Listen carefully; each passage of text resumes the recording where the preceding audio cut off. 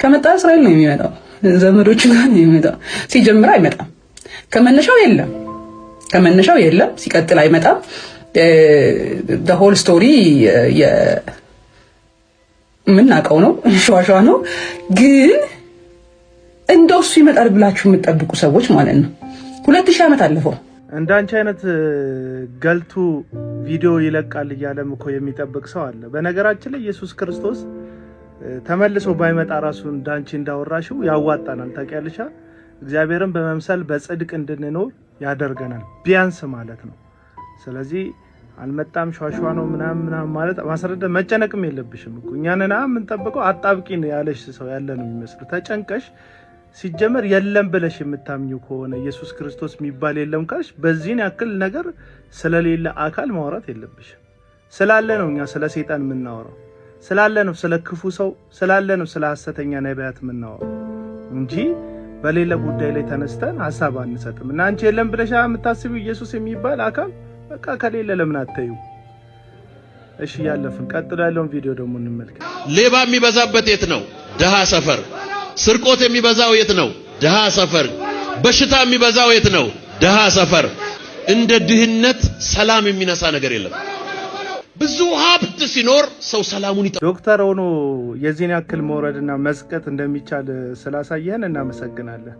ሌባ የሚበዛው የት ነው? ደሃ ሰፈር ነው ያልከው ልክ ነህ። ደሃ ሰፈር የሚያዝ ሌባ ይበዛል፣ ትንንሽ ነገር ሰርቆ። ሀብታም እናንተ ሰፈር ደግሞ ያልተያዘ ግን የሰረቀ ብዙ ሌባ አለ።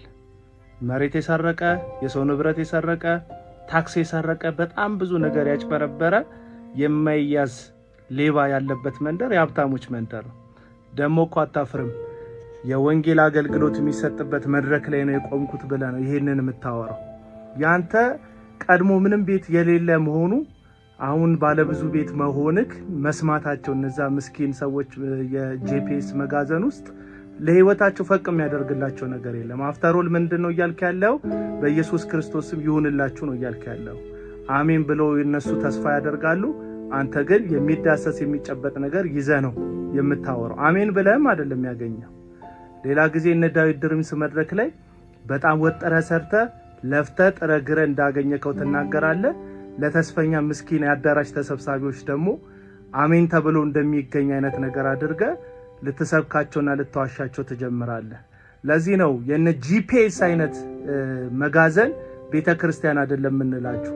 ቤተክርስቲያንማ አርማዋ መስቀል ያደረገች ደግሞ ውስጧ ሰዎች ሲመጡ ለድሆች የዘላለምን ህይወት ተስፋ በክርስቶስ የሚገኘውን ህይወት የምትሰብክ ሰማያዊ መልእክት ያላት ምድርን የሚያስንቅ ለምድር እንዳይመች አድርጋ ሰዎችን በጽድቅና በቅድስና ለእግዚአብሔር ብቻ እንዲኖሩ የምታደርግ የክርስቶስ ኢየሱስ ሙሽሪት ናት እንጂ ልክ እነ ዳዊት ድሪምስ እንደሚያዘጋጁት ምድራዊ መድረክ ሰዎችን በብልጭልጭና በቆርቆሮ ነገር ስኬት እያለች የምትሸነግል አይደለችም ቤተክርስቲያን። እናንተ ግን መጋዘን እናንተን የሚያበለጽግ ምስኪኑን ሰው ድሃ አድርጎ የሚያስቀር የውሸት ተስፋ የሚሰጥበት ራሳችሁ ብቻ የምትለመልሙበት ሌላውን የምታደርቁበት መጋዘናችሁ ነውና ቀጥሎ ደግሞ ይሄን ቪዲዮ እንውስቲ። መዘነት መንፈሳዊነት እሺ በሉ በቃ መዘነት መንፈሳዊነት በቃ መታጠብ መንፈሳዊነት ከመንፈሳዊነት ነገር አንዱ መታጠብ። ከታጠብክ ደግሞ ጆንያ ትለብስ ጌታ ይመስገን። እርግጠኛ ነኝ ዮናታን አክሊሉ የለበስከው ልብስ ሰርተክ ሳይሆን ሰዎችን አስራትና መባ ብለህ የውሸት ተስፋ ሰብካቸው ነው ይህንን የለበስከው ልብስ የለበስከው። መንፈሳዊነት ልብስ ነው አልክ። ኢየሱስ ግን ራቁቱን በቀራኒው መስቀል ላይ መሰቀሉን መስበክ ነው ወንጌል።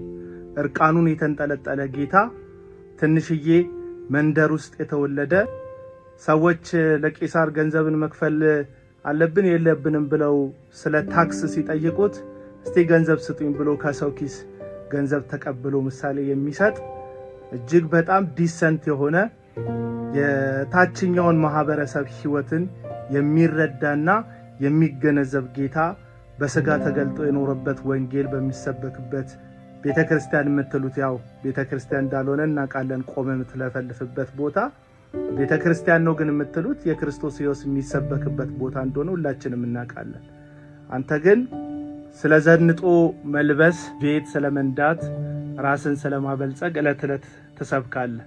ይሄው ህዝብ ነው እንግዲህ ለአንተ ጥብቅና እየቆመ የብልጽግና ወንጌልህን እየተጋተ የስህተትን መንገድህን ከኋላ ሆኖ የሚያጅበውና አንድ ቀን ወጣቱ የነቃብህ ጊዜ ንግድ እንደያዝክ ነጋዴ እንደሆንክ ራስህን እያበለጸግክ እንደምትኖር ሐዋርያቱ ከሚሰብኩት የክርስቶስ ኢየሱስ ወንጌል ፍጹም ጠላት የሆነን ተረት ተረትና ራስህን የምታበለጽግበትን የንግድ መንገድ እንደምትከተል አንድ ቀን ህዝቡ ሲባንን ብቻ እንደምታጨበጭብ እርግጠኛ ነኝ። አሁን ያለየሁት አገር ውስጥ በአስራትና በመባ በገዛከው ቤት ውስጥ ነው የምታጨበጭበው ወይስ ካናዳ ወንጌልን ሰብካለሁ ወጣቶችን እታደጋለሁ ብለህ በገዛከው ቤት የምታጨበጭበው የሚለው ነገር ነው ያለየሁት።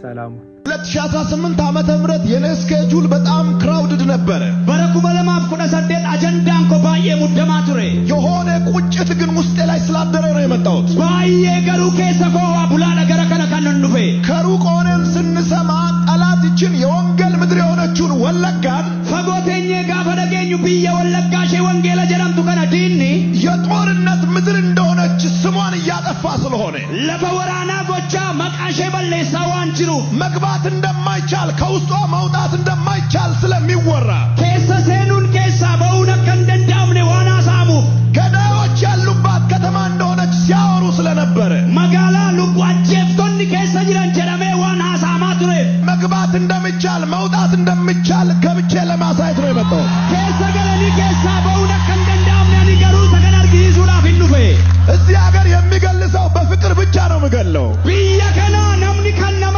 ጄሱ ጃለሎኒዳ ወለጋ የመጣ ሰው በፍቅር ብቻ ነው የሚሞተው። ነምኒ ለፈ ወለጋ ዱፌ ከነኒዱ ጃለላን ዱዋዳ ትናንትና በእግሬ እየተመላለስኩ ነበር። በጣም ተመችቶኝ ከሌሰ ሚለኮዳን ቢየነጋ ሰበበተት ከሰ ደደቢያን ቱሬ ወለጋ አይነት ሰላም ያለበት ከተማ አላየሁም በአሁኑ ሰዓት።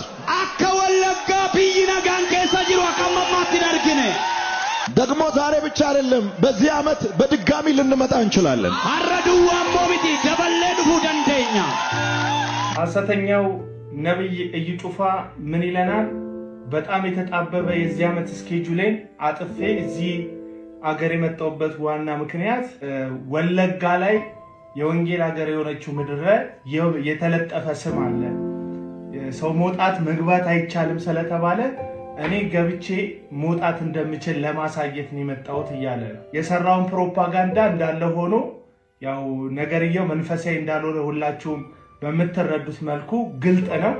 እሱ ውስጥ ገብቼ ብዙ ማብራሪያ አልሰጥም። ነገር ግን እነዚህ ሐሰተኛ አገልጋዮች የሁሉ ህዝብ የሚሰበሰብላቸው ብዙ ተከታይ የሚያፈሩት እግዚአብሔር ከነሱ ጋር ስለሆነ ሳይሆን የዚህን ዓለም የዚህን ምድር ነገር ለማሳካት ምቹ ስለሆኑ ነው። ወይም ደግሞ የትኛውም የእግዚአብሔር ያልሆነ አጀንዳ ውስጥ ገብተው ስለሚገኙ ነው። የእግዚአብሔር አገልጋዮች ስላልሆኑ ማለት ነው። መጽሐፍ ቅዱስ ስለ ፊልጶስ አንድ ነገር ይናገራል። ሐዋርያት ሥራ ምዕራፍ 8 ላይ ፊልጶስም ወደ ሰማርያ ወረደ፣ ክርስቶስን ሰበከላቸው ይላል። ለምንድን ነው የወረደው? ክርስቶስን ሊሰብክላቸው። ጳውሎስ እያንዳንዱ ከተማ ለምንድን ነው ሄድከው ቢባል ኢየሱስ ክርስቶስ ባልተጠራበት ስሙን ለማስጠራትና ወንጌልን ለመስበክ ይለናል። እነዚህ ሰዎች ግን ራሱ በራሱ አንደበት በነገራችሁ አማርኛ ምን እያለ ነው? የመጣሁት ወንጌል ልሰብካችሁ ነው አላለም። ክርስቶስን የምስራች ላወራላችሁ ነው አላለም። የእግዚአብሔር መልእክት አስቀምጦብኝ ነው በውስጤ አላለም። ስኬጁሌን አጣብቤ ግን እዚህ ምድር ላይ የመጣሁት ገብቶ መውጣት እንደሚቻል ለማሳየት ነው የሚል ፕሮፓጋንዳ ሲነዛ ታዩታላችሁ። አሁንም የምትነቁበት ሰዓት ሩቅ አይደለም ወዳጆች። መንቃት ከፈለጋችሁ አሁን መንቃት ትችላላችሁ። እነዚህ ሰዎች ፍጹም የእግዚአብሔር አጀንዳ የሌለባቸው የክርስቶስን ኢየሱስን ወንጌልን አንግበው ያልተነሱ ዓላማቸው ሆድ ብቻ የሆነ መጽሐፍ እንደሚል ሆዳቸው አምላካቸው፣ ክብራቸው በነውራቸው፣ ሐሳባቸው ምድራዊ ነው እንደሚል ምድራዊ አጀንዳ ብቻ ይዘው በየቦታው የሚንቀሳቀሱ የእግዚአብሔር ያልሆኑ የሆዳቸው አገልጋዮች ናቸው ልላችሁ ነው። ሰላም።